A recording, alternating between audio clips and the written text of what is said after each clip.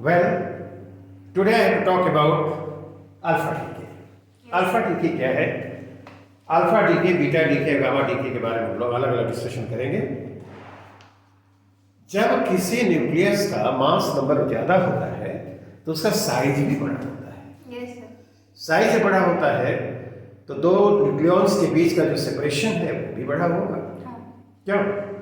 ये जिस फोर्स की वजह से न्यूक्लियॉन्स साथ साथ रहते हैं, that is the strong nuclear force. Yes sir. और स्ट्रॉन्ग जो न्यूक्लियर फोर्स है that is the short range force. तो इस स्थिति में जो न्यूक्लियर फोर्स है that becomes insufficient to overcome the Coulomb repulsive force acting between two protons. दो प्रोटॉन्स के बीच जो कूलम रिपल्सिव फोर्स एक्ट करता है उसको ओवरकम करने के लिए वह इनसफिशिएंट हो जाता है।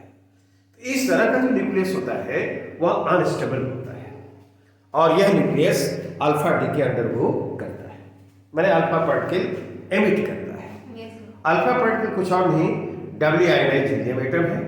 ओके, तो जब अल्फा डिकी होता है तो मास नंबर में 4 की कमी हो जाती है और चार्ज नंबर 2 से डिक्रीज कर जाता है। हाँ। Mass number decreases by 4 and charge number decreases by 2। Okay, और मास डिफेक्ट के कारण इसमें एनर्जी रिलीज होती है और वह energy, the released energy is shared by the daughter product and the alpha particle and it appears as their kinetic energy. ठीक, this is the basic concept of alpha decay। Yes sir. Parent nucleus के नाम हम लिखे हैं यहाँ पर x ए Z. देखो nucleus के लिए हम लोग ऐसे लिखते हैं, यस सर।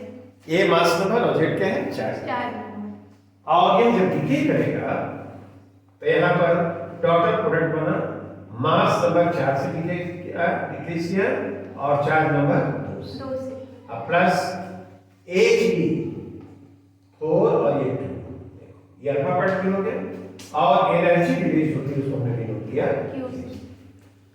ठीक, this is the scheme of alpha D. ठीक है। ये जो न्यूक्लियस को दिखाई पड़ रहा है इसको हम लोग पेरेंट न्यूक्लियस कहते हैं। इसका क्या नाम है? Parent nucleus. ओके, जो अल्फा डी के अंदर गो कर रहा है, राइट। और यहां पर ये जो न्यूक्लियस देख रहे हो इसको डॉटर प्रोडक्ट कहते हैं। ये क्या है? Daughter product. Daughter product, daughter product. Is a dialogue daughters are so honored in our society। Yes sir. क्या सन प्रोडक्ट क्यों नहीं कहा? डॉटर प्रोडक्ट क्या है? अच्छा ये बताओ तो ये क्या है? Alpha particle, alpha particle. ये डब्ल्यू आयोनाइज्ड हीलियम एटम है और ये जो देख रहे हो ये this is the energy released in the decay and this energy is released due to mass defect. energy released in the decay, energy released in the decay। ठीक, yes sir. और एनर्जी कैसे हम कैलकुलेशन करेंगे इस पर भी हम बात करेंगे कि how this energy can be calculated. Okay, अब देखिए यहां पर ये एनर्जी जो रिलीज होती है that is shared by the daughter product and alpha particle and it appears as their kinetic energy. पहले हम लोग conservation principle of linear momentum लगाएं। ये पेरेंट न्यूक्लियस इज स्टेशनरी। हाँ। ठीक है ना? तो इसका और इसका मोमेंट, डॉटर प्रोडक्ट और उसका जो मोमेंटम होगा उसका मैग्नीट्यूड इक्वल होना चाहिए और डायरेक्शन एक दूसरे के अपोजिट होना चाहिए। है। तो from the conservation principle of linear moment एक रिलेशन लिखेंगे।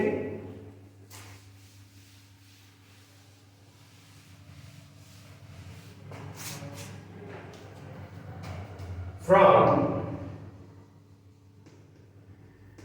the conservation principle of linear momentum,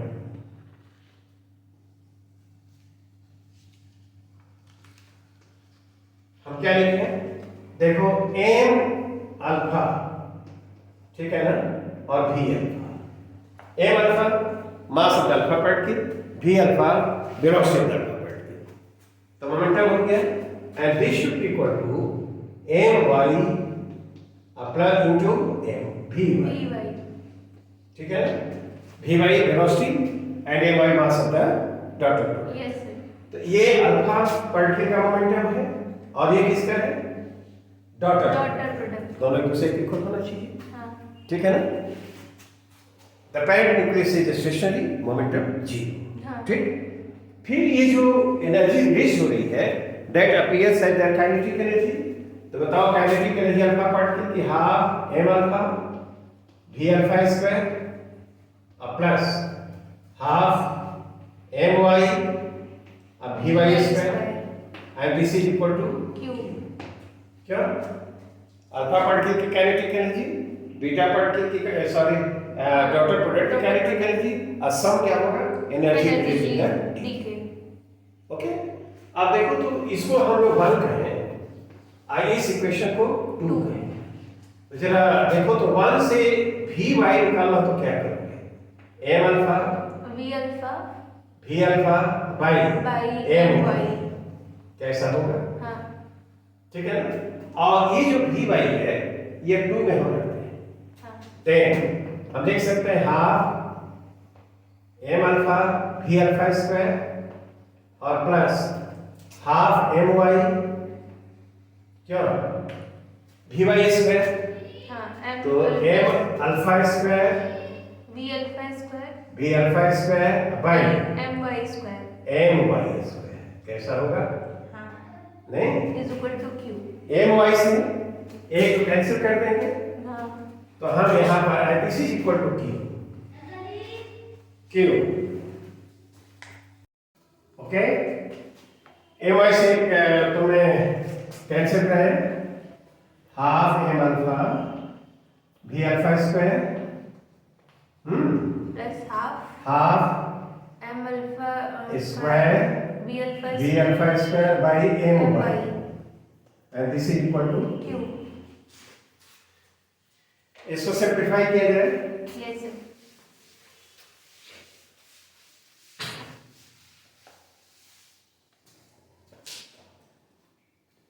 half M alpha भी alpha square common, yes sir.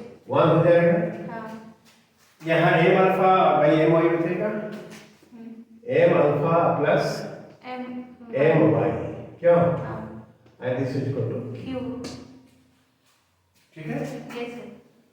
इसको हम एक काम करें, इसको टी अल्फा लिख दें, नहीं, टी अल्फा लिख दिया जाए, और इस T alpha this is the kinetic energy of alpha particle, ठीक है। और यहाँ पर क्या लिखेंगे, M Y plus M alpha by M Y, क्या ये क्यू हुआ, तो टी अल्फा लिखना हो kinetic energy of alpha particle, तो उधर ले जाओ, एम वाई हो गया by by M Y plus M alpha M alpha is into Q. Into Q, क्या ऐसा हुआ। अब देखो हमें स्टेप को मिटा दिया है, अल्फा पार्ट एक न्यूक्लियॉन का एवरेज मास यदि एम हो, if the average mass of a nucleon is m, M Y क्या होगा, देखो मास नंबर उसका था a माइनस 4, हाँ। a माइनस 4 और इंटू क्या होगा स्मॉल a, और m अल्फा जो होगा वो 4 टाइम्स m होगा, हाँ। ठीक है कि नहीं। एक न्यूक्लियॉन का मास एवरेज मास यदि m हो तो अल्फा पार्टिकल में 4 न्यूक्लियॉन्स होंगे, there are 2 protons and 2 neutrons, तो क्या यह होगा, और डॉटर प्रोडक्ट के मास नंबर a माइनस 4 होगा, तो ये होगा। इसको यदि इसमें रखा जाए then T alpha kinetic energy of alpha particle, तो यहाँ रखो उसको एम वाई को a minus 4 into M m by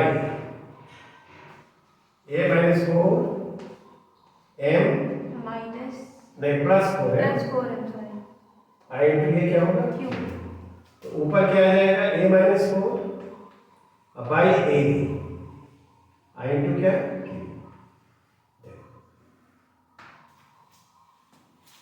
T alpha जो होगा हाँ a माइनस 4 क्यू बाई क्या a q is the energy released in the decay and a is the mass number of the parent nucleus T alpha हो गया अच्छा similarly अब हम लोग काइनेटिक एनर्जी का डॉट प्रोडक्ट निकालें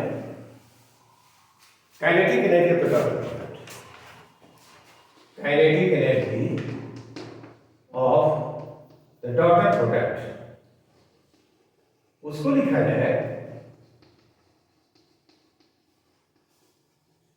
इसको टी वाई क्या हाँ तो क्यू माइनस टी अल्फा होगा हाँ यस ये था ना यहाँ पर T alpha plus T Y equal to Q था लिख सकते हैं तो क्यू माइनस या ए माइनस 4 अब क्यू बाई ए होगा तो यह क्या हो जाएगा 4 by A Q I into Q ये 4 हो गया है ये 3 हम लिख देते हैं इसको क्या this is the kinetic energy of the alpha particle and this is the kinetic energy of the daughter product ठीक है ना तो यदि हम लोगों को एक डीके में रिलीज एनर्जी मालूम हो तो हम जान सकते हैं कि अल्फा पार्टिकल की काइनेटिक एनर्जी क्या होगी और यदि अल्फा पार्टिकल की काइनेटिक एनर्जी मालूम हो और मास नंबर मालूम हो तो यह भी जान सकते हैं कि उस डीके में एनर्जी कितनी रिलीज हुई ये हम लोग को याद करना चाहिए हाँ एक थर्ड जो पॉइंट है हमारे पास टी अल्फा और टी वाई इसका रेशियो क्या होगा टी अल्फा उतना है और टी वाई है तो क्या यह हो जाएगा a माइनस 4 बाई 4 कैसा होना चाहिए ये 5 हो जाएगा ये टी अल्फा है ये टी वाई है और टी अल्फा और टी वाई का रेशियो रेशियो एक बात इसमें और भी हम लोग देख रहे हैं जो प्रॉब्लम हम यूज करेंगे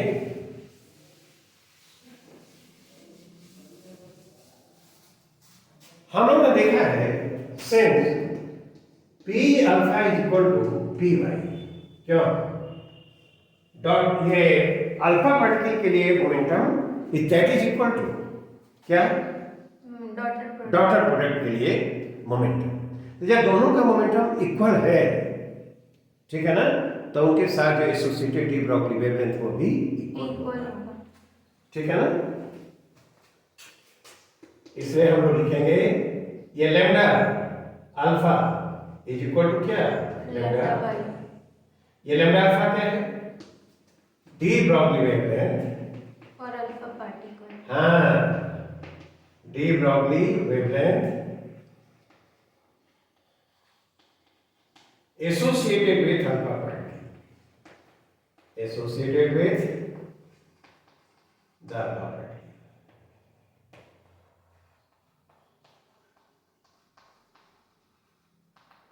और जो यह है वह क्या है ये D Broglie wavelength associated with the daughter wavelength D Broglie wavelength associated with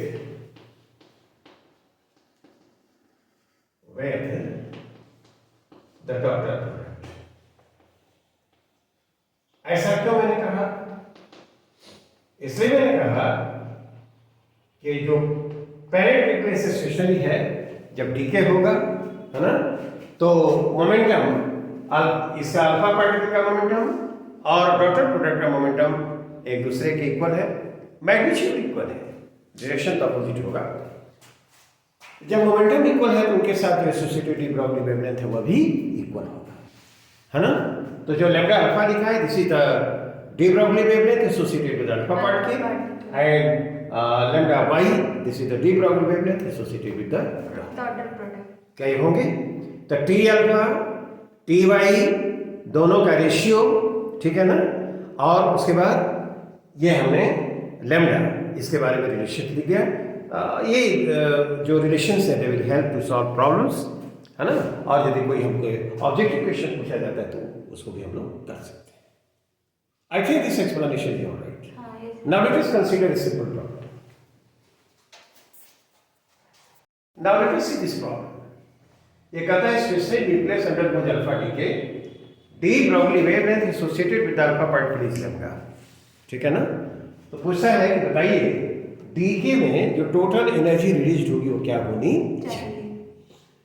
तो मैंने बताया कि जो टोटल एनर्जी रिलीज होती है that is shared by the daughter product and alpha particle and appears at there kinetic energy. तो T alpha plus T Y and this is equal to Q.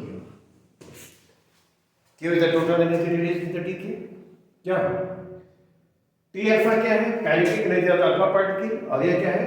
Kinetic energy of the daughter product. तो ये क्या P alpha square by 2 small m है, mass of the alpha particle is small m, है? और इसको यदि लिखेंगे तो P y square and by क्या 2m and this is equal to Q. कैसा होगा? अच्छा आप देखो P alpha and this is equal to Py, है ना। इसलिए लैम्डा अल्फा जो होगा वो लैम्डा y और वह लैम्डा दिया हुआ है। अल्फा पार्टिकल के साथ जो डी ब्रॉगली वेवलेंथ होगा उतना ही डी ब्रॉगली वेवलेंथ किसके साथ होगा? डॉटर प्रोडक्ट के साथ। क्यों? तो हम लोग लिखेंगे तो P अल्फा क्या लिखोगे? क्या H बाई लैम्डा हो जाएगा? Yes sir. और P Y क्या यह भी H बाई लैम्डा हो जाएगा? हाँ। क्यों? तो इक्वल है। अब इसको इसमें रख दिया जाए then P alpha 1/2 small m है, P alpha H square by क्या लैम्डा स्क्वायर हुआ प्लस यह क्या हो जाएगा Py तो H square by lambda square और 2 कैपिटल M होगा and this is equal to Q। तो Q जो है total energy release in the decay, इसमें कॉमन नहीं है तो H स्क्वायर कॉमन हो गया H square by lambda square 2 lambda square. क्यों? और ब्रैकेट में क्या आएगा 1 by small m plus 1 by capital. क्या ये होना चाहिए? Total energy release in the decay will be this much. क्या? तो जो रिलेशन हम लोगों ने यहाँ पर लिखे हैं, जो हमने ऑब्जर्व किया है, जो डिस्क्राइब किया है, क्या उसका यूज किया? हाँ। नहीं। तो पहली बात तो P अल्फा, ये पहली बात तो T alpha Ty equal to Q। फिर ये रिलेशन मैंने लिखा P अल्फा Py इक्वल होता है तो लैम्डा का भी जो वैल्यू होगा वो भी इक्वल होगा। इस रिलेशन को मैंने यूज किया और इसको I think this explanation. Now let us consider another problem. Let us see this problem. कहता है रेडिएटिव सैंपल है और उसमें initially present number of radiative nuclei N naught है and this sample is undergoing alpha decay. Alpha particle के साथ जो associated D Broglie wavelength है वो क्या दिया हुआ है? लैम्डा दिया हुआ है और मास नंबर जो दिया हुआ है वह क्या है? A capital, right. तो पहला हमारा स्टेप ये होगा कि एक डीके यदि हो रहा है तो उसमें कितनी एनर्जी रिलीज हो रही है। तो देखो पहला जो रिलेशन है इसका हम यूज कर रहे हैं T alpha kinetic energy of the alpha particle this is equal to A minus 4 by A into क्या? Q is the energy released in the decay. I is the mass number and T alpha is the kinetic energy of the particle. तो energy release in one decay दिखना आपको तो यह क्या हो जाएगा A by A minus 4। क्यों? I into क्या? T alpha. ये क्या है? Q जो है energy release in one decay, energy released in one decay. क्या? Yes sir. एक डीके हो रहा है तो उसमें जो एनर्जी रिलीज होगी, क्या उसके लिए हम लोगों ने रिलेशन निकाला है। अच्छा, टी अल्फा लिखना हो तो हम क्या लिखेंगे, ए माइनस 4, ठीक है ना। ये P alpha square by 2 M alpha, M alpha mass of alpha particle, P alpha momentum. आप देखो तो इसको यदि लिखना होगा तो ए माइनस 4 क्या, और P alpha H by lambda लिखते हैं, D brownie wavelength associated alpha particle A lambda, H by lambda P हो जाएगा। तो हम एच स्क्वायर बाई क्या लैम्डा स्क्वायर लिख सकते हैं, क्यों, आइए यहाँ 2 लिखेंगे, आइए 4m लिख देते हैं यहाँ, लिख देते हैं एम अल्फा। एक न्यूक्लियन का मास, एवरेज मास m दिया हुआ है, अल्फा पार्टिकल में 4 न्यूक्लियंस हैं, तो उसका मास हम लिखेंगे तो 4m लिख दिया।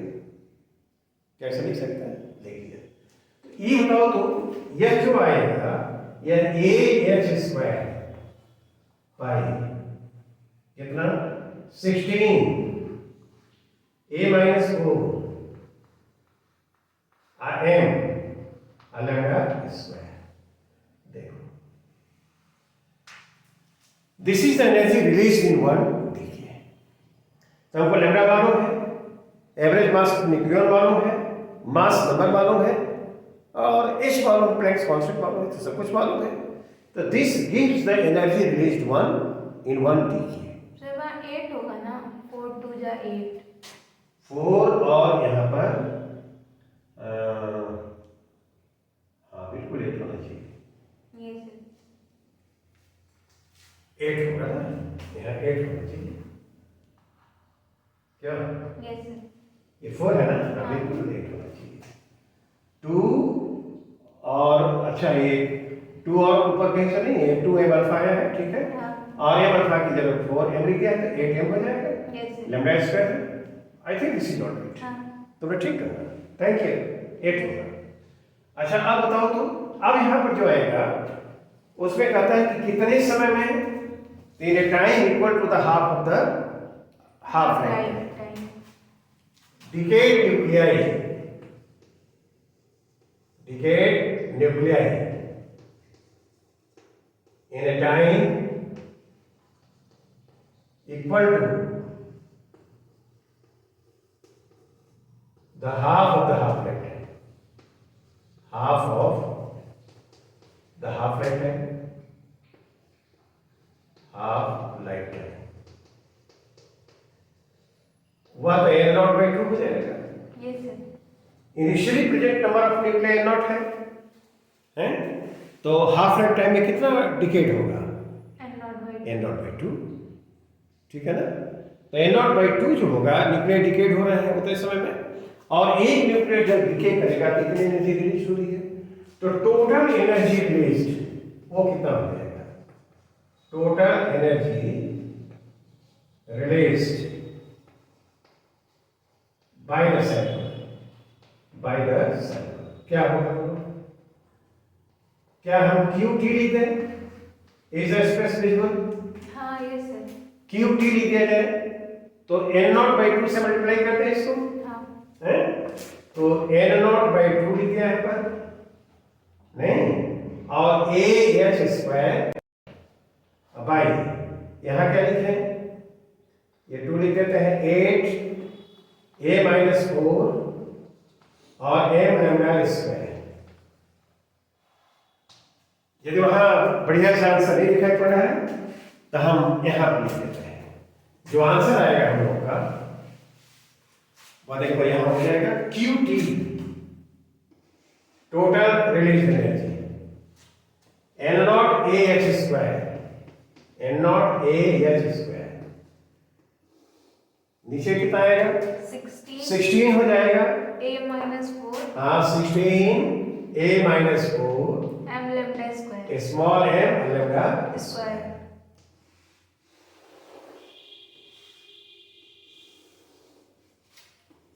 हाफ लाइफ टाइम के आधे समय में, in the half of the half life time जो न्यूक्लियाई डिकेड होंगे n नॉट बाई 2 होगा नहीं, तो ए नॉट बाई 2 से मल्टीप्लाई कर दिया किसमें, क्यू में, और क्यू क्या है, एनर्जी रिलीज इन 1 डीके।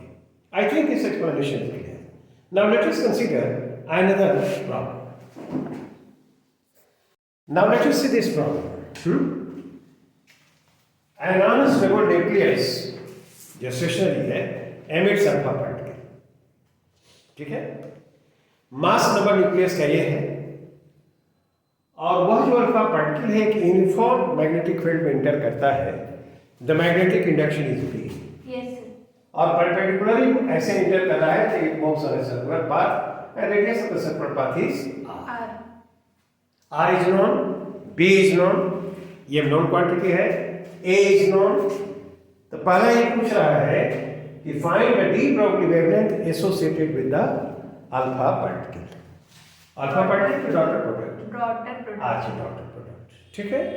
तो अल्फा पार्टिकल और डॉटर प्रोडक्ट के लिए दोनों एक ही होता है, वहां पर हम लोग देखेंगे। हाँ.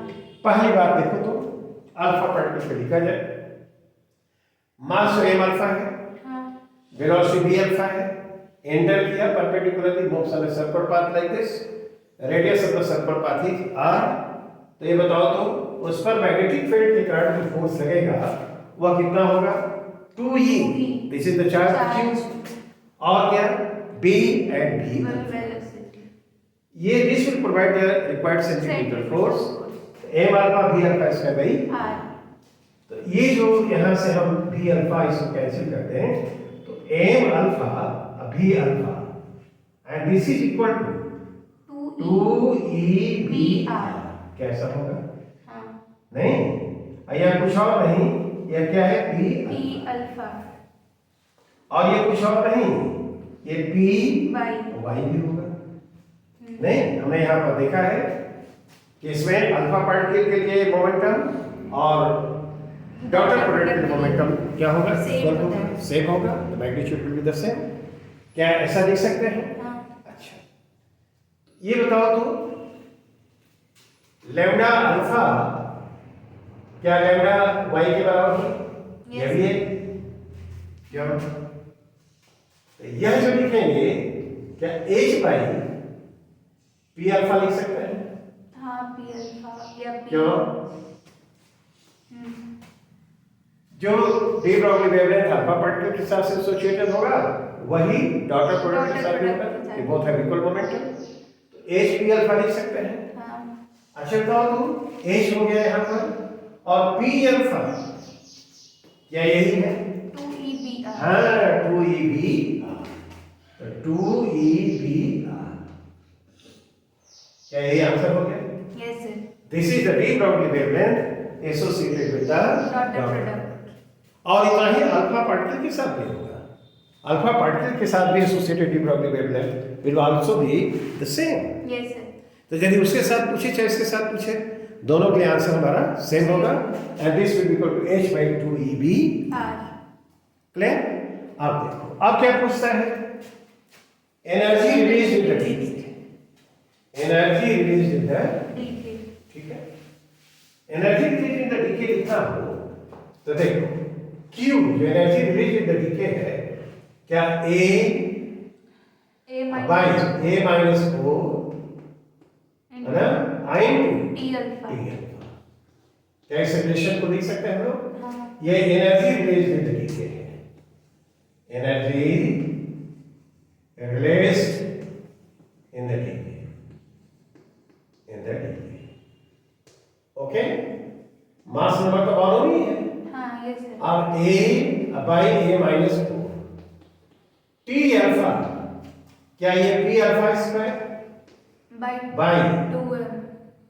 2m alpha, Yes, sir. 2m alpha. m alpha लिख देते हैं। अच्छा ये बताओ तो अब इसको लिखना हो तो A बाई A माइनस 4 क्या हो? P alpha is equal P alpha, 2e/r. हाँ यहाँ पर लिखा जाए तो देखो P अल्फा यहाँ है, क्या 2e/r है, Yes, sir. तो इसका स्क्वायर है ना, हाँ. 4 2e/r, इसका स्क्वायर कर दिया जाए by 2m alpha. 2m alpha, is it alright? Hmm. m alpha को हम चाहे तो ये रहने देते हैं,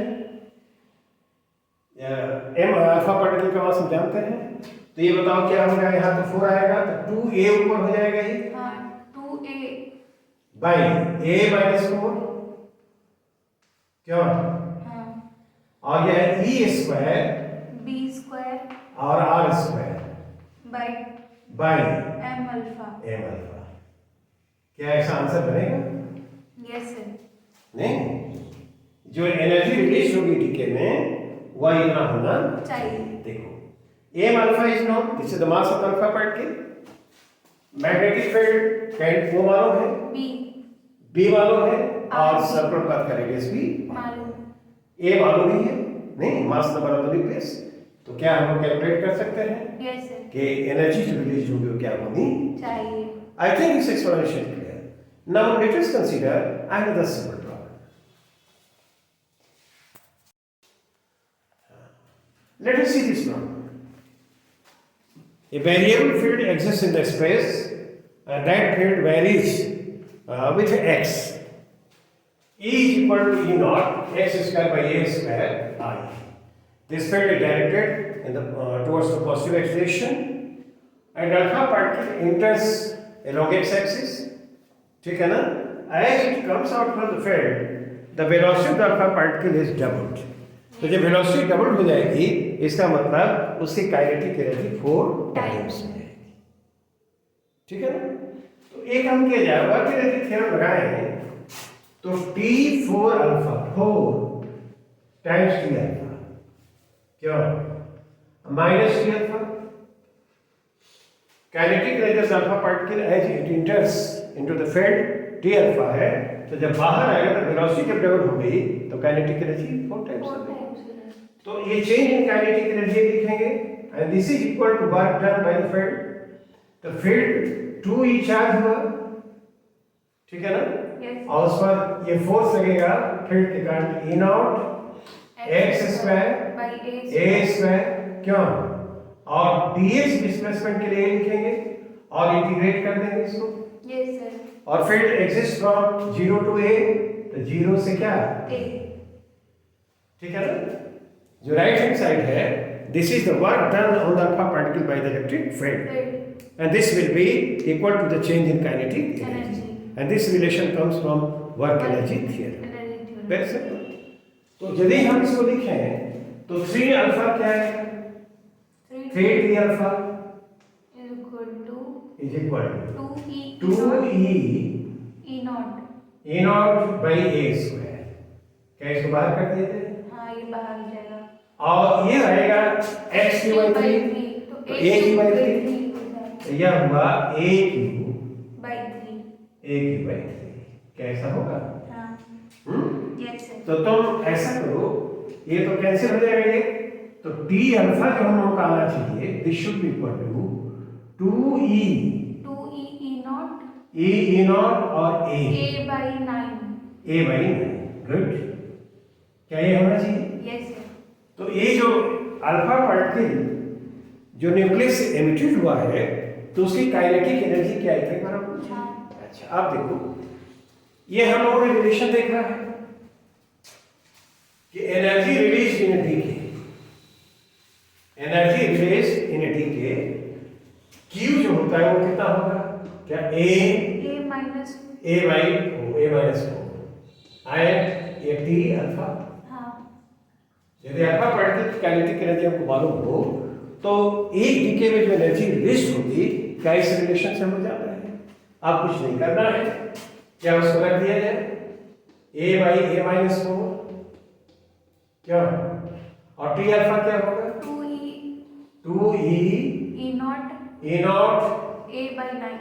a बाई क्यों, क्या ये सब कुछ मालूम है हम लोगों को? Yes sir. These quantities are known, we can calculate the energy released in the decay. Is it all right? I think this explanation is clear. Yes sir। Now let us consider जो energy release होती है DK में वह हम कैसे calculate कर सकते हैं? कुछ चीज़ें हमको मालूम हो तो डीके में जो एनर्जी रिलीज होती है अल्फा डीके में how it can be calculated, let us illustrate with some example. Clear? चलो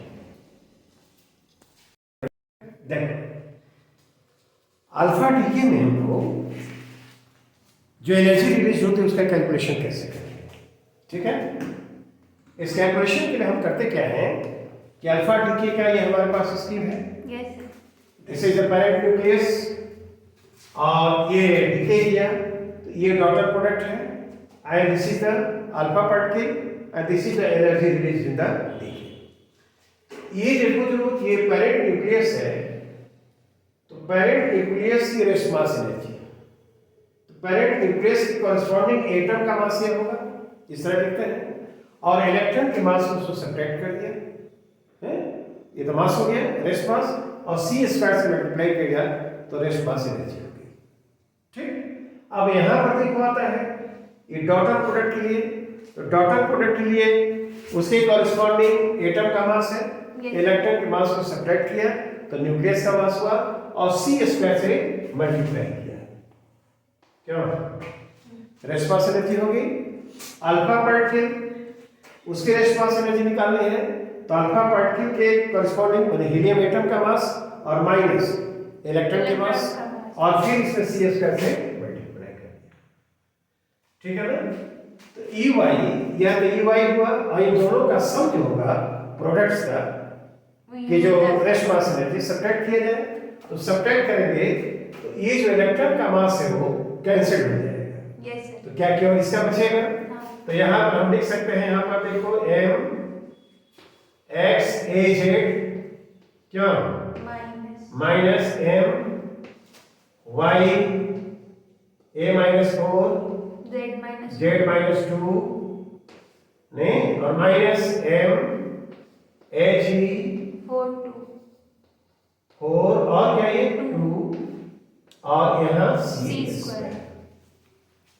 ठीक है। ये मासेस है, ये देखो कॉरस्पॉन्डिंग एटम का मास है, न्यूक्लियस पेरेंट न्यूक्लियस के कॉरस्पॉन्डिंग एटम का मास है, ये डॉटर प्रोडक्ट के कॉरस्पॉन्डिंग एटम का मास है और ये क्या है हीलियम एटम का Helium मास है, atom. सी स्क्वायर से मल्टीप्लाई कर दिया, ठीक। अब देखिए हमारे रियल प्रॉब्लम में ये क्या होगा कि इसको हम लोग चाहें तो इसको लिख सकते हैं Q is equal to atomic mass unit में AMU, एटॉमिक मास यूनिट में ये मासेस दिए रहेंगे और तब हम करेंगे क्या x a z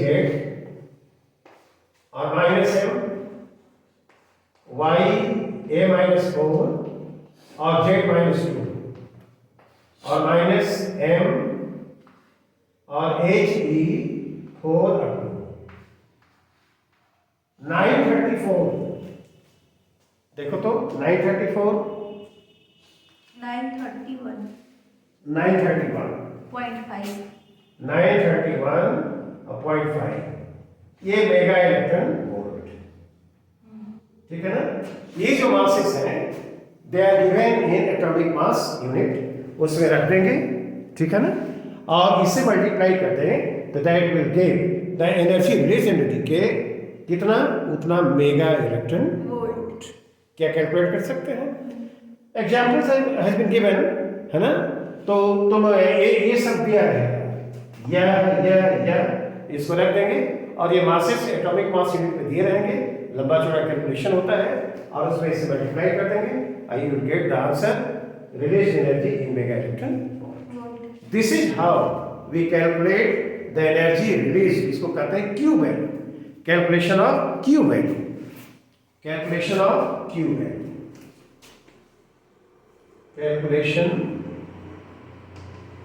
of Q value Q value value. in alpha decay, alpha decay क्या आई थिंक दिस इज क्लियर।